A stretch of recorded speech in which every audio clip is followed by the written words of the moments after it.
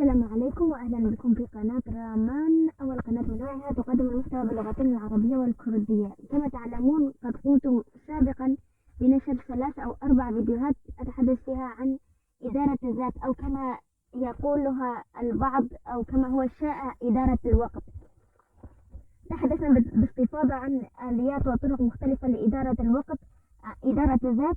واليوم بما أنه الشهر الأخير من عام 2022 ولم يبقى الكثير على بداية العام الجديد، فكرت في أن أحدثكم عن نظام حديث نوعا ما لإدارة الوقت يختلف عن استخدام الأجندات التي نشتريها جاهزة من المكتبات، والتي تكون باهظة الثمن ولا تكون عملية في غالب الأحيان. وهو نظام اخترعه شخص اسمه رايدر كارول من الولايات المتحدة الأمريكية. هو كان شخصا يعاني منذ صغره من صعوبة في التعلم، لذلك حاول مرارا وتكرارا وجرب الكثير من الأساليب في إدارة في التنظيم والتخطيط وإدارة ذاته، حتى خرج لنا بطريقة نسميها بالإنجليزية bullet journal أو المذكرة النقطية. وهي بكل بساطة تأتي بأي دفتر لديك، أي كما يقول أخواننا المصريين كراسة، أي دفتر عادي، سواء كان سواء كانت أوراقه بيضاء أم منقطة أم مربعات أم مخططة، أيا كان شكله. كيف ننظم فيه وقتنا؟ في البداية أول صفحة فيه نكتب معلوماتنا الشخصية، الاسم أو رقم الهاتف، الإيميل، كي إذا لا سمح الله أخذت الدفتر معك إلى أي مكان وضعه منك، أي شخص ينتظره يمكن أن يتصل بك ويعيد إليك الدفتر. ثم الصفحة الثانية نقوم بوضع مفاتيح المذكرة. كيف ذلك؟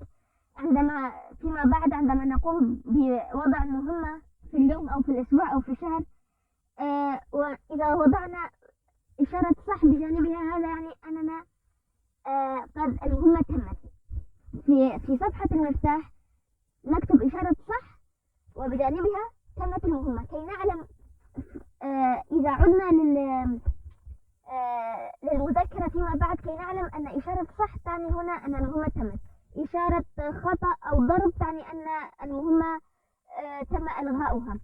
إشارة خط مثل إشارة ناقص أو طرح، هذا يعني أن المهمة تم تأجيلها إلى يوم آخر، وهكذا. هذه مجرد أمثلة يمكن لأي شخص أن يضع الإشارات التي يحب. سوف أحدثكم عن ما يقوم به الناس عادة، ولكنه دفتر عادي يمكن أن تنظموا فيه حياتكم بالطريقة التي تحبون. هذه الطريقة التي أقولها هي الطريقة التي يخطط بها الناس عادة. الصفحة التالية سوف تكون فهرس كل صفحة ماذا يوجد فيها. مثلا الصفحة 20 سوف تكون بداية الشهر الأول، القانون الثاني. الصفحة 10 يكون فيها أهدافي لهذه السنة. الصفحة 11 سيكون فيها أهدافي لأول 3 أشهر، وهكذا.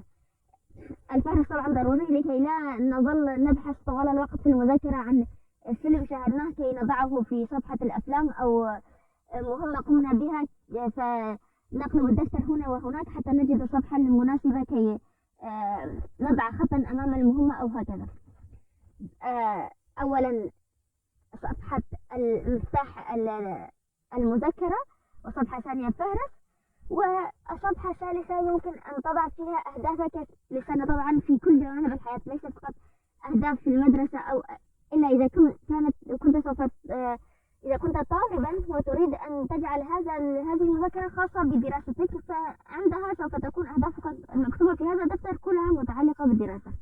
أما إذا كنت شخصا بالغا تعمل، فسوف تقسم الأهداف السنوية إلى عدة أقسام: أهداف في الجانب الروحي، في الجانب الصحي، في الجانب الاجتماعي والعائلي، في الجانب العقلي، كيف تطور من نفسك، ما هي الكورسات التي سوف تريد أن تأخذها هذا العام لكي تطور من نفسك، آم، المهم تكتب أهدافك لسنة كاملة في ورقة أو ورقتين حسب ما هي الأهداف التي تريد تحقيقها.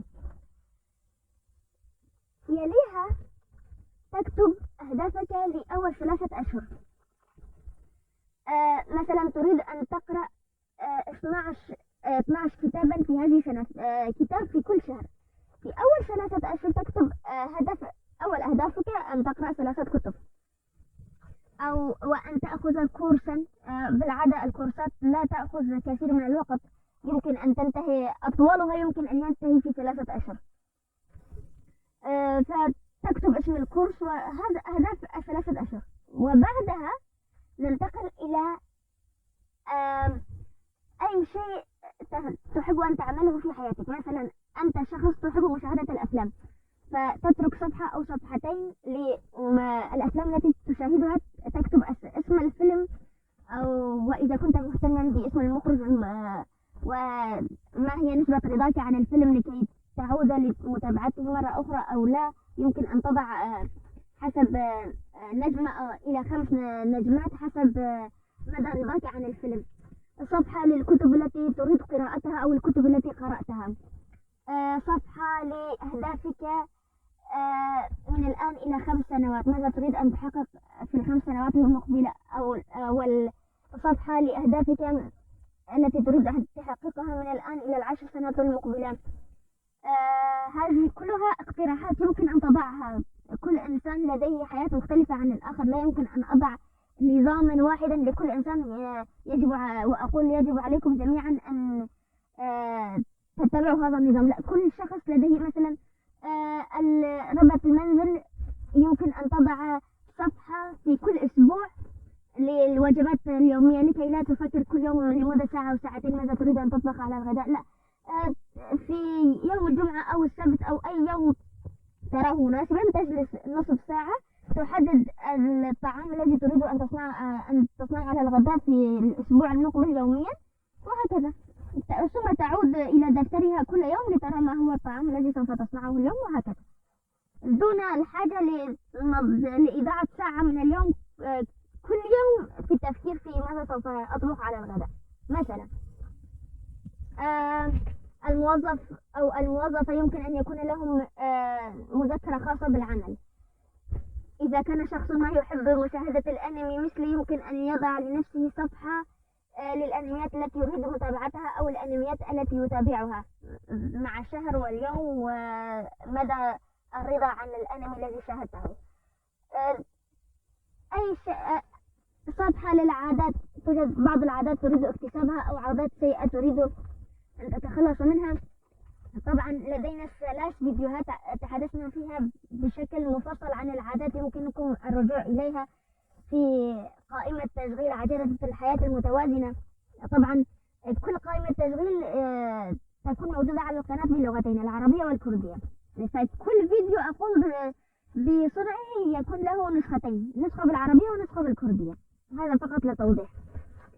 المهم، ثم نأتي إلى الشهر الأول. نكتب أنواع اسم الشهر، ثم تقويم للشهر، في أي يوم يبدأ الشهر، وفي في أي يوم يبدأ أسبوعك، وفي أي يوم ينتهي. إذا كنت موظفا أو كنت طالبا غالبا سوف يبدأ أسبوعك بيوم الأحد وينتهي بيوم السبت. فتكتب 1 2 3 4 إلى يوم السبت، وفي أي يوم من أيام الأسبوع يبدأ الشهر تبدأ منه. مثلا يبدأ الشهر من يوم الثلاثاء، فعند يوم الثلاثاء تكتب 1، وبعد يوم الأربعاء 2، وهكذا.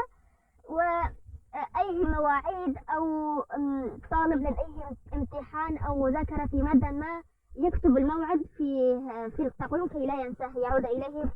أو شخص لديه موعد مع طبيب ما يكتب الموعد في هذا التقويم. شخص لديه عليه أن يقوم بتسليم مشروع ما إلى مديره، يكتب أي موعد مهم لا تريد أن تنساه تكتبه في هذا التقويم.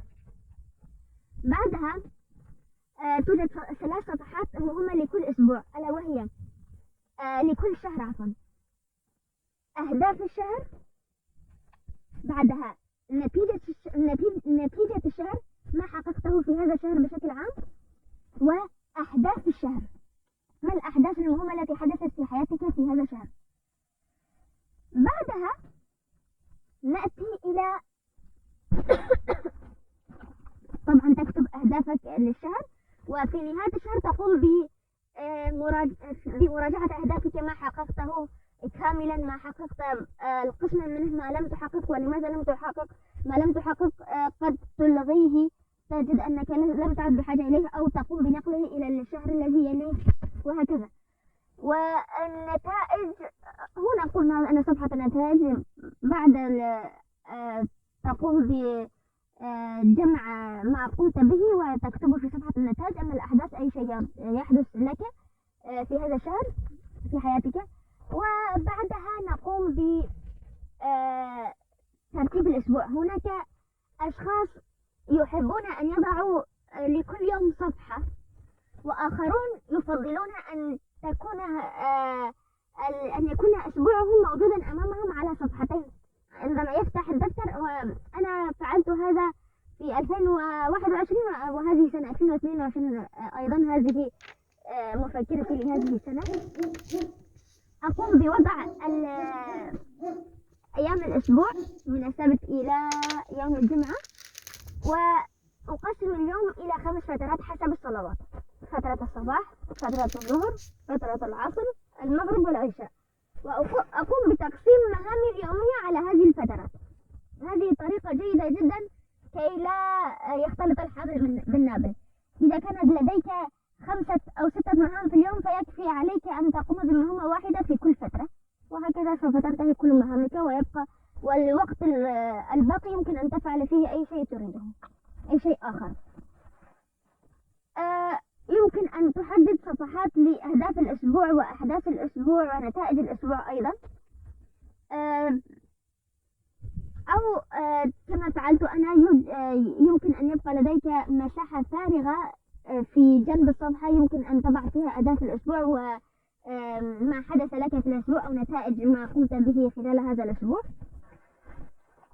لماذا قلت أننا نفضل أن نقوم بتقسيم السنة إلى 4 أقسام، 4 أرباع، يعني تكتب أهداف أول 3 أشهر. بعد أن تنتهي أول 3 أشهر تقوم بتقييمها والنظر في أهدافك التي ما حققته وما أنجزت بعضه وما لم تحققه، ثم تقوم بالتخطيط ل3 الأشهر التي تليها.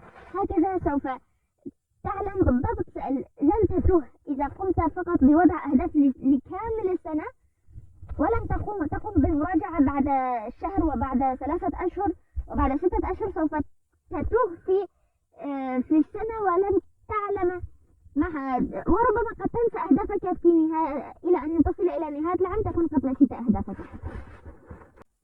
لذلك أنصح وينصح الكثيرون غيري بأهمية تقسيم السنة إلى 3 أرباع، إلى 4 أرباع.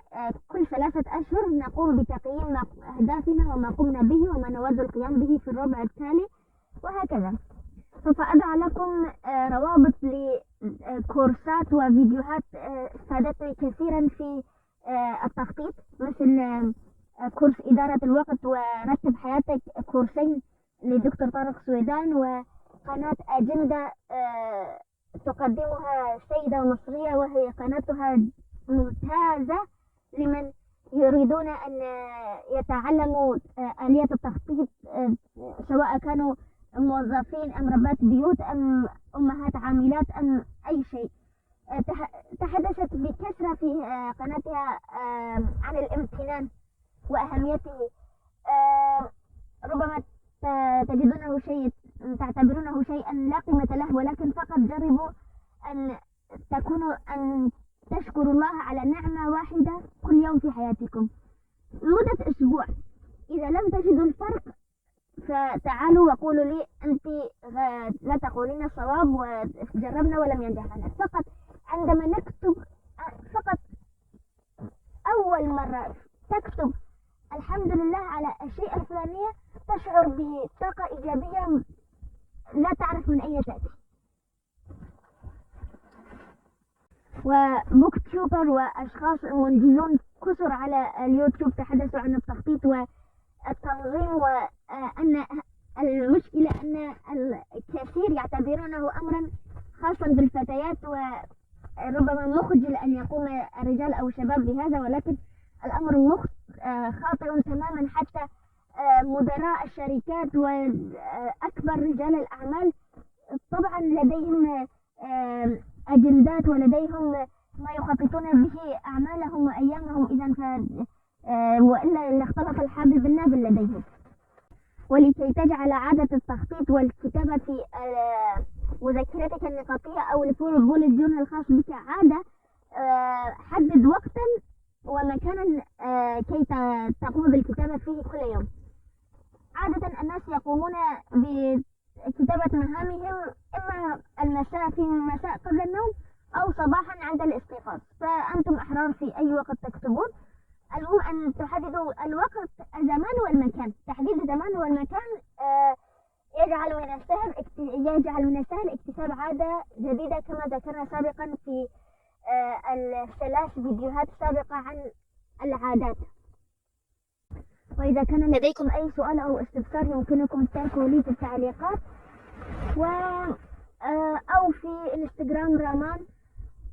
وإذا كنتم تريدون تعلم اللغة اليابانية بالنسبة للناطقين باللغة الكردية، فلدينا قناة اسمها زماني جابوني ليرن جابانيز، يمكنكم متابعتها. وأنهينا أبجدية الهيراغانا حاليا، وأخذنا 5 دروس من أبجدية الكاتاكانا. نقوم بنشر فيديوهين أسبوعيا يومي الأحد والأربعاء مساء. إذا لم تنقطع الكهرباء نقوم بالنشر في نفس الموعد بإذن الله. إذا هذا كان كل ما لدي اليوم، وإلى أن ألقاكم في فيديو آخر. لا تنسوا أبدا ابغوا الخير للغير، لأن ما يصلهم من خير لا ينقص من رزقكم شيئا. والسلام. بالتأكيد جميعكم تنتظرون فقرة معلومات تاريخية عن المونديال.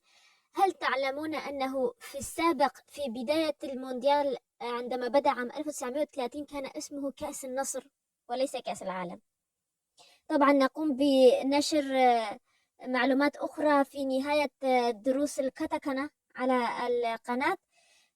مثلا في آخر فيديو قلنا أنه عام تم إيقاف المونديال مرتين، عام 1942 وعام 1946، وأنه في عام 1950 بعد أن انتهت الحرب وبدأ المونديال مرة أخرى فازت أوروغواي بنسخة عام 1950 كما أنها فازت بها في أول نسخة لها عام 1930.